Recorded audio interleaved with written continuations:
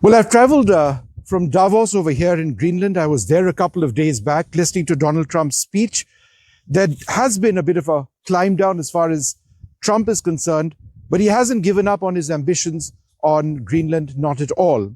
I decided it's important to come over here to Nuuk in Greenland to get an idea of what local experts and journalists and people in the area actually have to say. We are more than halfway across the world from Nuuk itself, and I think it's important to be here to understand the perspective. I've got three excellent journalists and broadcasters with me, so I'm going to get their views on this. Could you first introduce yourself? I'm Anders Lumholdt. I'm a correspondent from TV2 Denmark.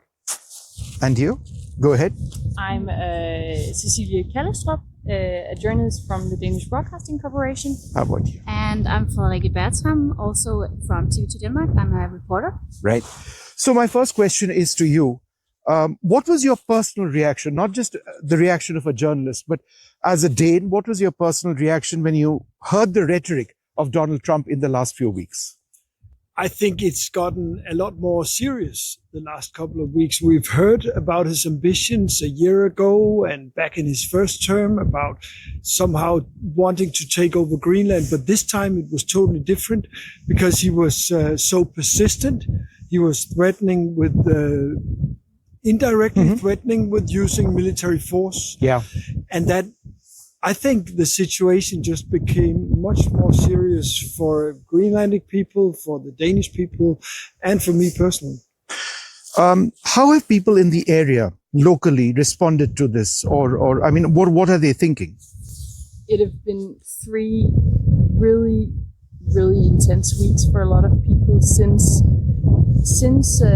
Trump's military actions in Venezuela. I think people here woke up feeling a little bit weird about that because the situations are obviously very, very different. Yeah. But still, it kind of shows how far Donald Trump is willing to go in certain aspects. And I think that made people think. And since that day, it's just become more and more intense. But this is obviously something that has been going on since the end of 2024, when he intensified his wishes to acquire Greenland. Yeah. And as I understand it, people over here in Nuuk and elsewhere in Greenland don't want to become American citizens. That's the basic point, right? Yeah, I think so too. They don't want to be a part of America, and Greenland is just Greenland. It's not for sale. They say that like every day. So I think they don't want to be a part of the States. And it would put an end to NATO, right? If Trump were to even attempt to quote unquote buy Greenland or use military force, that is the end of NATO, which has lasted for so many decades as the basis of peace in Europe. Well, that's the fear, that it could sort of break up NATO, because the whole idea of NATO is having an alliance where the countries stand together, and the US is, of course, the dominant force of that alliance. It's been very close for 80 years. And then if suddenly one country within the alliance attacks another country, then what is the alliance worth? You know, who should we defend ourselves against? Who should we trust? Are the Americans still our close allies, or are they our enemies? So that would create a total confusion within the NATO alliance. And that's why it's been such a grave situation, not only for Denmark and Greenland, but for many European countries that has decided to back up and stand behind Denmark and Greenland in this matter, because they can suddenly see the potential of the whole alliance falling apart with all the consequences with the war in Ukraine and the whole security setup in Europe. Yeah. The fact that there's been a little bit of a climb down by Donald Trump a few days back in Davos, I was there, I saw that. Is that in any way reassuring, or not enough has been said? No, it's definitely reassuring. And there's no doubt that when he uttered those words in Davos, people here could breathe a little bit easier.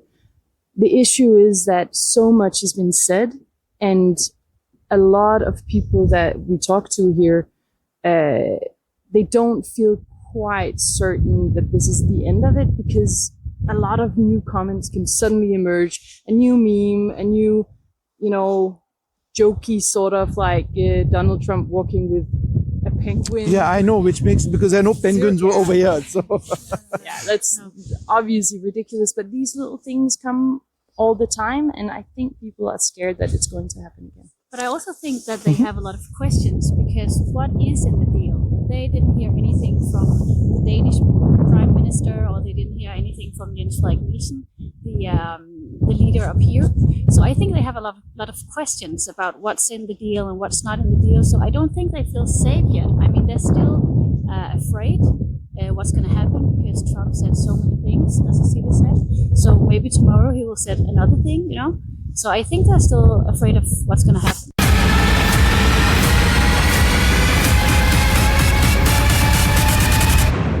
This is Vishnu Som here in Nuuk, Greenland. We are the only Indian journalists over here reporting on a story which has made international headlines. The people we speak to in Greenland about the present situation with Donald Trump say that the situation is almost unbelievable. Even if Donald Trump has come down from his earlier position, people here do not want to be bought by the Americans. Their sovereignty, their identity, their nationality, they say, is not for sale. I decided it's important to come over here to Nuuk in Greenland to get an idea of what local experts and journalists and people in the area actually have to say. We will get you the real story.